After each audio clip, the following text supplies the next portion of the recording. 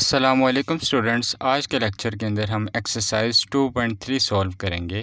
Question number 1 में हमें कहा गया है कि रेडिकल एक्सप्रेशन को एक्सपोनेंशियल फॉर्म में लिखना है और एक्सपोनेंशियल फॉर्म को रेडिकल एक्सप्रेशन में लिखना है। तो पार्ट 1 के अंदर आप देख सकते हैं एक रेडिकल साइन है जिसकी पावर 3 है और उसके अंदर हमारे पास -64 गिवन है। तो आपने -64 एज इट इज़ लिखना है और इसके बाहर जो 3 है इसको हम 1/3 लिख देंगे।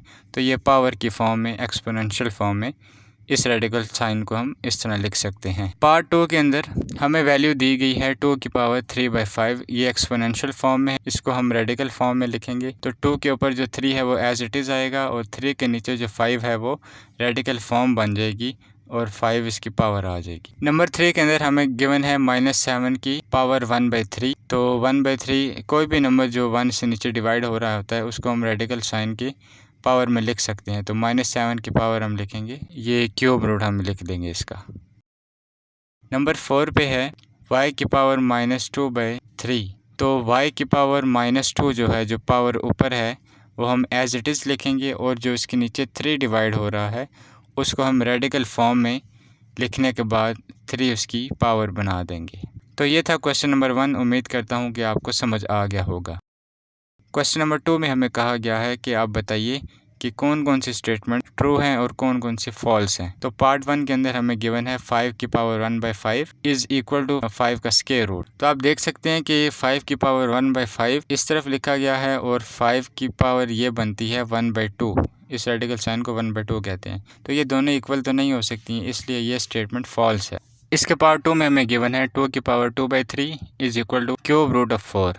तो हम 2 की पावर 2 एज इट इज़ लिखेंगे और ये जो 3 डिवाइड हो रहा है इसको हम क्यूब रूट बना लेंगे और इस तरफ ये 4 का क्यूब रूट ऐसे ही लिखेंगे। अब जो 2 का स्क्वायर है वो 4 होता है, तो 4 लिख लेंगे और क्यूब रूट ऐसे ही लिखेंगे।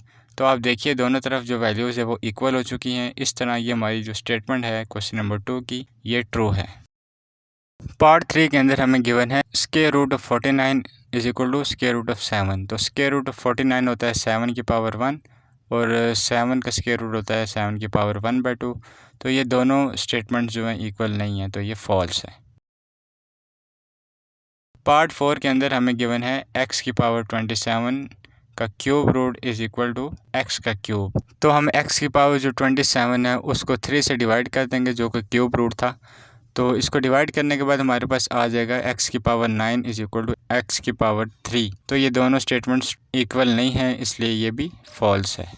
क्वेश्चन नंबर 3 के अंदर हमने फॉलोइंग में मौजूद रेडिकल साइंस को सिंप्लीफाई करना है। क्वेश्चन नंबर 1 के अंदर हमें गिवन है -125 का क्यूब रूट। तो सबसे पहले हम 125 का एलसीएम लेंगे। तो 125 का एलसीएम लेंगे तो हमारे पास 5 की पावर 3 आ जाएगी, यानी कि 5 को हम 3 दफ़ा मल्टीप्लाई करेंगे तो 125 आ जाएगा। इसको हम इस क्यूब रूट के अंदर लिख लेंगे।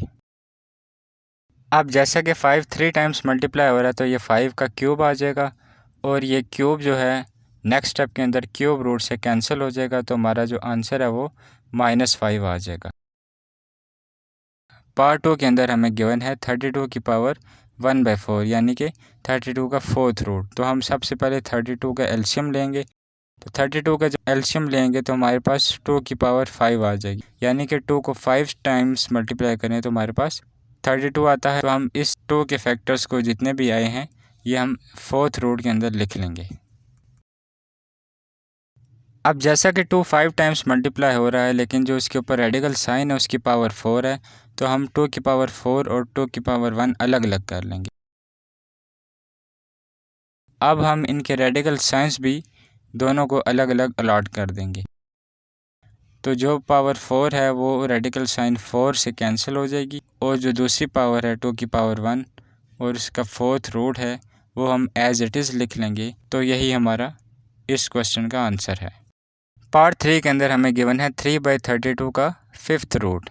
तो हम 3 को और 32 को, दोनों वैल्यूज़ को रेडिकल साइन अलग अलग अलॉट करेंगे। अब जैसा कि 32 का एलसीएम लेने से हमारे पास 2 की पावर 5 आती है, तो हम 32 की जगह 2 की पावर 5 लिख लेंगे। 5th root of 3 as it is लिखेंगे और इस तरह हम 2 की पावर 5 को और 5th रूट को कैंसिल कर सकते हैं। इस तरह 3 का 5th root as it is आएगा और नीचे रह जाएगा 2। तो ये हमारा आंसर है। पार्ट 4 के अंदर हमें गिवन है -8/27 का क्यूब रूट।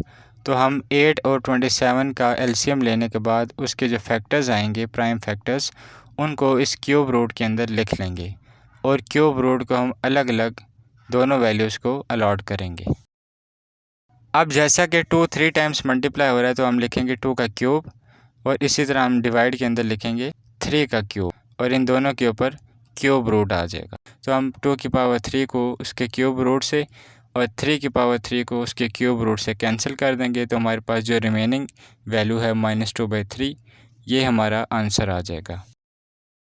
तो स्टूडेंट्स, उम्मीद करता हूँ कि आपको आज का लेक्चर अच्छी तरह समझ आ गया होगा। मिलते हैं नेक्स्ट वीडियो के अंदर, तब तक के लिए अल्लाह हाफिज़।